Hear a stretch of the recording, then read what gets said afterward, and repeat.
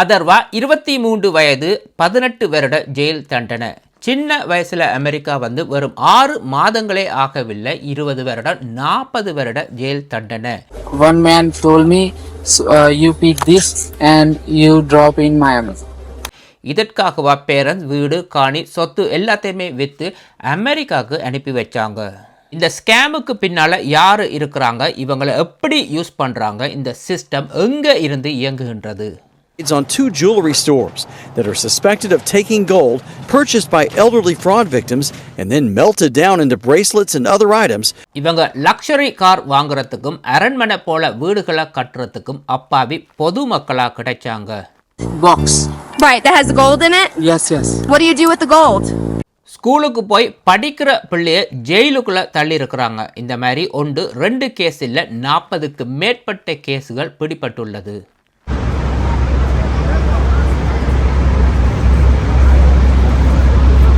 வணக்கம், எல்லாம் எப்படி இருக்கீங்க?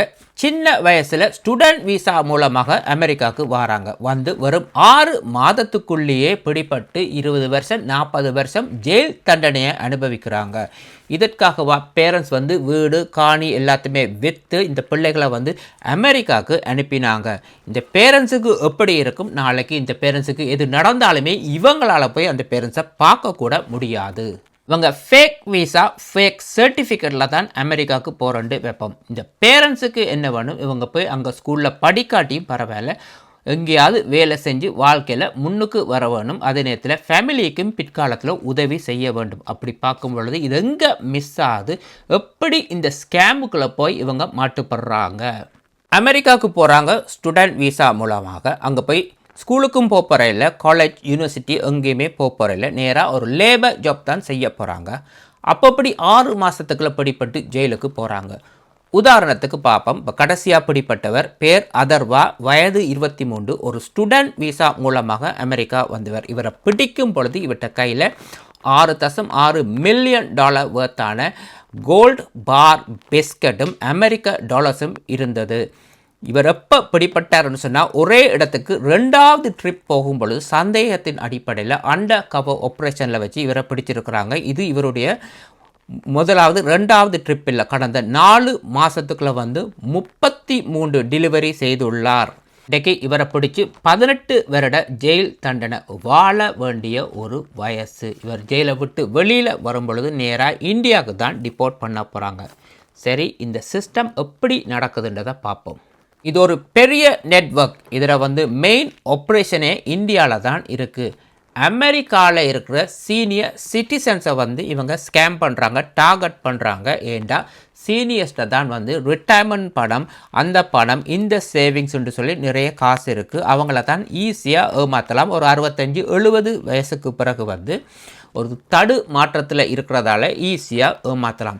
இவங்க என்ன செய்கிறாங்கன்னு சொன்னால், அவங்களுக்கு ஒரு கால் பண்ணி சொல்கிறாங்க, உங்களோட அக்கௌண்ட்டில் ஏதோ இல்லீகல் ஆக்டிவிட்டீஸ் இருக்குது, யாரோ கவர்மெண்ட்டுக்கு எதிராக ஏதோ செய்கிறாங்க சதித்திட்டம், உங்களோட அக்கௌண்ட்டை யூஸ் பண்ணி உங்களோட பர்சனல் இன்ஃபர்மேஷன், பேங்க் இன்ஃபர்மேஷன் எல்லாமே யூஸ் பண்ணியிருக்கிறாங்க. ஸோ எனி டைம் உங்களை யாரும் வந்து அரெஸ்ட் பண்ணலாம். அதே நேரத்தில் உங்களோட அக்கௌண்ட்டில் இருக்கிற பணங்களை வந்து நீங்கள் பாதுகாக்க வேண்டும், இல்லாட்டி அதையுமே சீஸ் பண்ணி எடுத்துகிட்டு போயிடுவாங்க. நாங்கள் உங்களுக்கு வந்து ஹெல்ப் பண்ணுறோம், நாங்கள் சொல்கிற மாதிரி நீங்கள் கேட்காட்டி நாளைக்கே உங்களை வந்து அரெஸ்ட் பண்ணி உங்களோட முழு பணத்தையுமே பறிச்சிடுவாங்க. ஸோ நீங்கள் செய்ய வேண்டியது என்னென்னு சொன்னால், பேங்க்கில் போய் எல்லா பணத்தையும் வித்ட்ரா பண்ணி அந்த பணத்தை நீங்கள் வீட்டில் கொண்டு போய் வச்சுருங்க. அதுக்கு பிறகு நாங்கள் சொல்கிற மாதிரி ஒரு கோல்டு பார் விற்கிற கம்பெனியில் போய் அந்த பணத்துக்கு கோல்டை வாங்கி ரிசீட்டை கவனமாக வச்சுக்கொள்ளுங்க. மறக்காமல் ரிசீட்டை கவனமாக வச்சுக்கொள்ளுங்க. பணமாக வச்சுருந்தீங்கன்னு சொன்னால் இல்லீகல் பணம்னு சொல்லி இந்த பணத்தை வந்து சீஸ் பண்ண பார்ப்பாங்க. ஸோ நீங்கள் கோல்டாக மாற்றி ரிசீட்டாக வச்சுருப்பீங்கன்னு சொன்னால் ஒன்றுமே செய்ய முடியாது. அப்படி மாற்றினா பிறகு நீங்கள் எங்களுக்கு ஒரு கால் பண்ண சொல்ல, இந்த சீனியர்ஸ் என்ன செய்வாங்க, வீட்டுக்கு யாருக்குமே சொல்ல பயத்தில் என்ன செய்வாங்க, எப்படியும் 10ல் 1 மீன் மாட்டும். 2-3 பேர் ஸ்மார்ட் ஆகிடுவாங்க. மிச்ச பேர் பயத்திலே என்ன செய்வாங்க, நேராக பேங்க்குக்கு போய் பணத்தை எல்லாத்தையுமே வித்ட்ரா பண்ணுவாங்க. அமெரிக்காவில் இது நார்மல், எல்லாருமே பணத்தை வித்ட்ரா பண்ணி கோல்டு வாங்குறது. ஸோ இந்த பணத்தை வித்ட்ரா பண்ணி இவங்கள்ட்ட வந்து ஃபோன் அடித்து இவங்களுக்கு சொல்லி கோல்ட் பாரை வாங்கிட்டு இப்போ என்ன சொல்ல போகிறாங்க, நான் இவ்வளோ கோல்ட் பாரும் வாங்கியிருக்கிறேன், கொஞ்சம் பணமும் கேஷாக வச்சுருக்கிறேன், இப்போ என்ன செய்கிறேன்ட்டு. இந்த ஸ்கேமர்ஸ் இப்போ என்ன செய்ய போகிறாங்கன்னு சொன்னால் ஒரு டெலிவரி பாயை தேட போகிறாங்க. இவர் தான் இப்போ புதுசாக அமெரிக்காவுக்கு வந்த ஸ்டூடெண்ட் வீசாவில் வந்த ஒருவர்.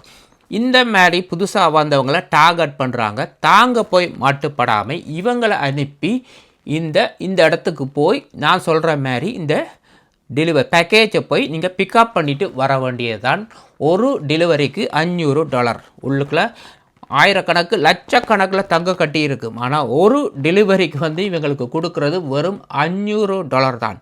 அதுக்கேற்ற மாதிரி இந்த ஸ்டூடெண்ட்ஸை வந்து மிரட்டி பிளாக்மெயில் பண்ணி வச்சுருப்பாங்க. நீங்கள் வேலைக்கு போய் இவ்வளோ காசு உழைக்க முடியாது, எங்களோட சேர்ந்து வேலை செய்தால் வெறும் ஒரு டெலிவரி தான். இதெல்லாமே இங்கே சாதாரணமாக நடக்கிறது. இந்த இடத்துல போய் இந்த பார்சல் எடுத்து இங்கே கொண்டு வந்து தருவீங்கன்னு சொன்னால் ஒரு டெலிவரிக்கு $500, மாதம் உங்களுக்கு $10,000 கூட உழைக்கலாம். இதை வச்சு உங்களோட கடன் வீட்டுக்கே பணம் அனுப்பலாம்.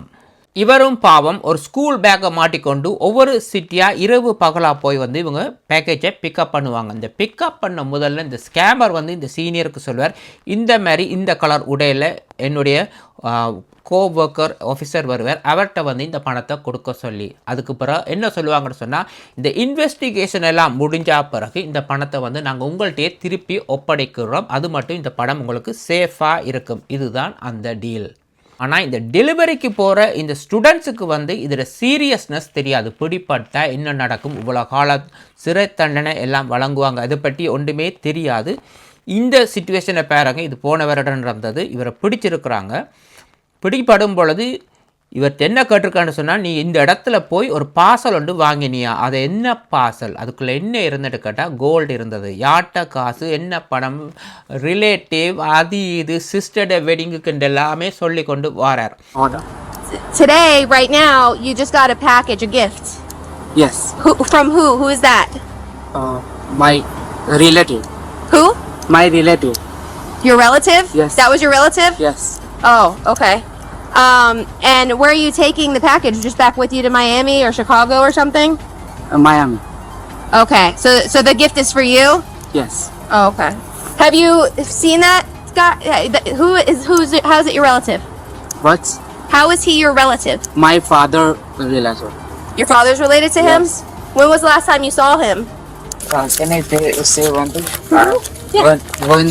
One man told me that's why I can do this. Huh? One man told me. One man. What are you talking about? One man what? One man told me, you pick this and you drop in Miami. That's A why man told you that? Yes. Who? What man?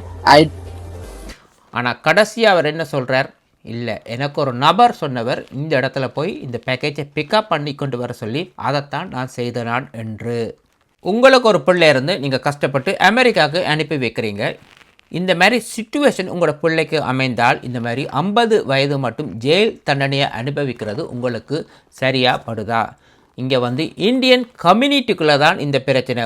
ஒரே community வந்து உதவின்ற பேரில் வந்து இவங்களை வந்து ஒரு சிச்சுவேஷனுக்குள்ளே வந்து மாட்டி விட்றாங்க. சரி, எப்படின்னு சொன்னால் இவங்களுடைய ஃபைனான்ஷியல் சிச்சுவேஷன் தான், இவங்களுக்கு பணம் தேவை, கடன்கள் நிறைய இருக்குது. ஸோ இவங்களை யூஸ் பண்ணலாம். அதுவும் ஒரே கம்யூனிட்டி ஒரே லாங்குவேஜாக இருக்கிறதால ஈஸியாக ஒர்க் பண்ணலாம். ஏமாற்றிட்டும் போக மாட்டாங்க, ஏமாற்றினாலும் விரட்டி இவங்களை பிடிச்சிடலாம். ஸோ அவங்களுக்கும் ஒரு வீக்னஸ் இருக்குது. சரி, நான் இதை செய்கிறேன்னு சொல்லி வேலைக்கு வராங்க. பிடிப்பட்டால் இவரை ஜெயிலில் போடுவாங்க. இவங்க என்ன செய்வாங்க, இன்னும் ஒரு நியூ கமரை வந்து யாராவது புதுசாக வந்தால் அவங்கள வச்சு இந்த வேலையை செய்யத்தான் போகிறாங்க.